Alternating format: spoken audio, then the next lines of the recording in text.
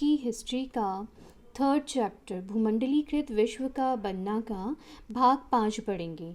इस भाग में हम पढ़ेंगे कि गिरमिटिया मज़दूर कौन थे, कैसे उन्हें नौकरी मिलती थी, वे कहाँ काम करने के लिए, कौन सा काम करने के लिए जाते थे, उनका जीवन कैसा था और क्या कभी वे अपने देश लौटे, और कौन कौन से वे भारतीय व्यापारी थे जो व्यापार करने के लिए विदेश गए थे। इसमें हमारा सबसे पहला टॉपिक है भारत से अनुबंधित श्रमिकों का जाना। 19वीं सदी की जो दुनिया थी उसके दो पक्ष थे। जहाँ एक तरफ तेज़ आर्थिक वृद्धि थी, इसका मतलब है कि कई देश ऐसे थे जहाँ बहुत ज़्यादा आर्थिक विकास हो रहा था, लेकिन वहीं दुनिया में ऐसे भी देश थे जहाँ जनता के कष्टों में भी वृद्धि हो रही थी। इसी तरह से एक देश में लोगों की आय में वृद्धि हो रही थी तो वहीं दूसरे देश में गरीबी बहुत ज़्यादा बढ़ रही थी। इसी तरह से जहाँ एक देश में तकनीकी प्रगति हो रही थी तो वहीं दुनिया के किसी और देश में लोगों का उत्पीड़न भी उतना ही अधिक बढ़ रहा था। फिर उस समय जो लाखों की संख्या में जो मज़दूर हुआ करते थे वो भारत और चीन से दूर देशों में ले जाए जाते थे, जहाँ वे लोग बागानों, खदानों, सड़क और रेलवे निर्माण के लिए काम करते थे। यहाँ पे आप देख सकते हैं कपास का जो उत्पादन हो रहा है किसी बागान में, और वहाँ पर जो ये काम कर रहे हैं, ये जो लोग यहाँ पर काम कर रहे हैं वो दूसरे देश से लाए गए मज़दूर हैं। इसी तरह से नीचे जो रेलवे लाइन वाला जो है उसमें भी जब ये लोग जो काम कर रहे हैं वो भी किसी और देश से दूसरे देश में गए हैं काम करने के लिए। इसी में है कि जब भारत से ये मज़दूरों को ले जाया जाता था तो इन मज़दूरों को एक एग्रीमेंट या अनुबंध के तहत लेके जाया जाता था, और उस अनुबंध की शर्त यह होती थी कि अगर मज़दूर अपने मालिक के बागान में 5 साल तक का काम कर लेगा तो ही वो अपने देश वापस लौट सकता है, अन्यथा उसे वापस लौटने की इजाज़त नहीं होती थी, अनुमति नहीं मिलती थी। जब भारत से अनुबंधित श्रमिक जा रहे थे तो वो कुछ ही पर्टिकुलर जो क्षेत्र थे वहाँ से जाते थे, जैसे कि बहुत ढेर सारे जो अनुबंधित श्रमिक थे वो या तो जो पूर्वी उत्तर प्रदेश है यहाँ से जाते थे, बिहार से जाते थे, मध्य प्रदेश से जाते थे, या जो तमिलनाडु का सूखा एरिया होता था वहाँ से भी बहुत ढेर सारे मज़दूर अपना देश छोड़कर दूसरे देश या दूसरे इलाके में काम करने के लिए जाते थे। इन अनुबंधित मज़दूर कहें या फिर बंधुआ मज़दूर कहें, इन्हें अपना देश छोड़कर दूसरे देश काम करने के लिए जाना पड़ता था, और उस समय इन इलाकों में कई तरह के बदलाव भी आ रहे थे, जिनका मतलब है कि इन लोगों को कुछ कारणों की वजह से अपना देश छोड़कर या अपना इलाका छोड़कर दूसरी जगह जाना पड़ता था। जैसे जो अंग्रेज़ों की नीतियाँ बनाई गई जो नीतियाँ थी उनसे जो लोग थे उनके कुटीर उद्योग ख़त्म हो रहे थे, ज़मीन का किराया बढ़ रहा था, जो खानों और बागान जब बनाए जा रहे थे तो उसके लिए बहुत बड़ी जो क्षेत्र है ज़मीन का उसे साफ़ करना पड़ रहा था, और गरीबों पर उधार भी बढ़ता जा रहा था। इन सब बदलावों का जो सबसे अधिक असर हुआ था वो गरीब जनता पर ही पड़ा था। वे फसल उगाने के लिए ज़मीन उधार पर लेते थे, पर जब किराए की बात आती थी तो वो किराया नहीं चुका पाते थे, और इस वजह से उनका कर्ज़ा बढ़ता रहता था। और इन सब चीज़ों से बचने के लिए जो मज़दूर थे वे मजबूरी में अपना देश छोड़कर काम की तलाश में दूसरे देश को निकल जाते थे। उन्हें उम्मीद होती थी कि दूसरे देश जाकर उन्हें काम मिलेगा और वे कुछ आय करके अपना भरण पोषण कर सकेंगे। फिर जो देश थे जो जहाँ इनको लेके जाया जाता था ये अनुबंधित या गिरमिटिया मज़दूरों को, इन्हें मुख्य रूप से जो कैरिबियाई द्वीप समूह होते थे वहाँ पर लेके जाया जाता था, जिनमें मुख्य था त्रिनिदाद, गुयाना, सूरीनाम, ये मुख्य थे। अगर हम कैरिबियाई देशों की बात करें तो यहाँ पर मुख्य रूप से इन्हें लेके जाया जाता था। फिर इसके अलावा इन अनुबंधित श्रमिकों को मॉरिशस और फिजी भी लेके जाया जाता था। फिर जो तमिल मज़दूर हुआ करते थे उन्हें सिलोन लेके जाया जाता था। सिलोन का मतलब है आज का श्रीलंका। इसी तरह से कुछ जो तमिल मज़दूर थे वो मलाया जाते थे। मलाया का मतलब है मलेशिया। और जो असम के कई तमिल तमिल जो मज़दूर थे उन्हें असम के जो बागान थे, चाय बागान थे, वहाँ पर भी काम करने के लिए लेके जाया जाता था। जो ये मज़दूर हुआ करते थे इनको रखने के लिए एजेंट रखे जाते थे और हर एक मज़दूर के लिए जो एजेंट था उसे भारी भरकम कमीशन मिलता था। और कई मज़दूर जो हुआ करते थे वो गांव में जो उत्पीड़न होता था उनका या गरीबी जो थी उनके साथ, उससे बचने के लिए भी अनुबंधित मज़दूर बनकर दूसरे देश को ये लोग चले जाते थे। उस अनुबंध को, गिरमिटिया का जो अनुबंध हुआ करता था उसे मान लेते थे और दूसरे देश की ओर को चले जाते थे। पर होता क्या था कि जो ये एजेंट हुआ करते थे वो इन मज़दूरों को अनुबंधित मज़दूर बनाने के लिए कई तरह की झूठी जानकारियाँ देते थे, बहलाते फुसलाते थे। जैसे ये लोग कहते थे उनसे कि वहाँ जाकर उनके जो काम की परिस्थितियाँ हैं वो बहुत अच्छी होंगी। इन्हें हर तरह की झूठी जानकारियाँ दी जाती थी। जैसे इन लोगों को ये भी नहीं पता होता था कि उन्हें जाना कहाँ है, कैसे जाना है, काम क्या करना होगा, रहने खाने की क्या व्यवस्था होगी, ये सब उनको बताया ही नहीं जाता था। उन्हें तो ये भी नहीं बताया जाता था कि जो उनकी यात्रा होगी वो समुद्र की होगी और कई महीनों तक उन्हें समुद्र में ही यात्रा करनी पड़ेगी और समुद्री यात्रा में बहुत ज़्यादा दिक्कतों का सामना भी लोगों को करना पड़ता था। जो मज़दूर नहीं मानते थे, इस अनुबंध को नहीं मानते थे या राज़ी नहीं होते थे उसके लिए, तो उनका अपहरण कर लिया जाता था। क्योंकि एजेंट को तो केवल अपने जो कमीशन था उसी से मतलब था, उसे नहीं मतलब था कि लोग जाना चाहते हैं नहीं जाना चाहते हैं, तो वो उनका अपहरण कर लेता था और ज़बरदस्ती उन्हें दूसरे देश को अनुबंधित मज़दूर के तौर पर या गिरमिटिया मज़दूर के तौर पर भेज दिया जाता था। और 19वीं सदी की इस अनुबंध व्यवस्था को नई दास व्यवस्था नाम दिया गया, जैसे मॉडर्न स्लेव भी बोला जाता है, मॉडर्न स्लेव सिस्टम।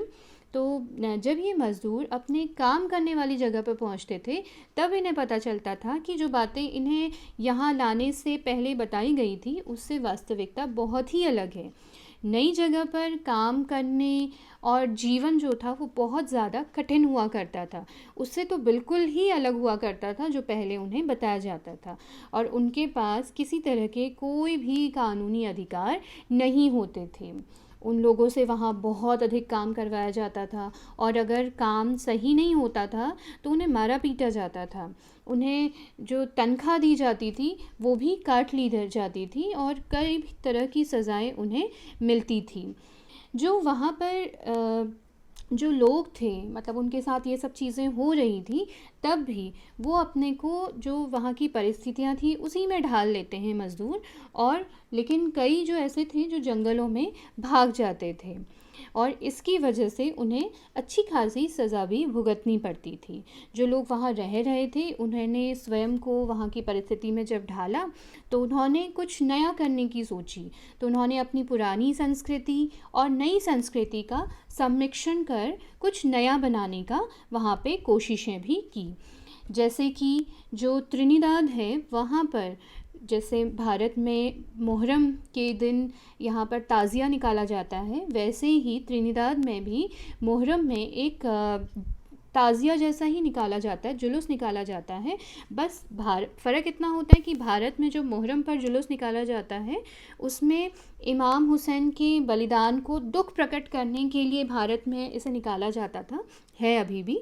पर त्रिनिदाद में इसको उत्सव का एक बहुत अच्छा उत्सव के रूप में वहाँ पे मनाया जाता है, जिसमें लोग बहुत मस्ती करते हैं और उसका वहाँ पर नाम होसे रख दिया गया, इमाम हुसैन के नाम पर ही। और इस जो जुलूस होता है इसमें सभी धर्म व नस्ल के जो मज़दूर हैं वो हिस्सा लेते हैं।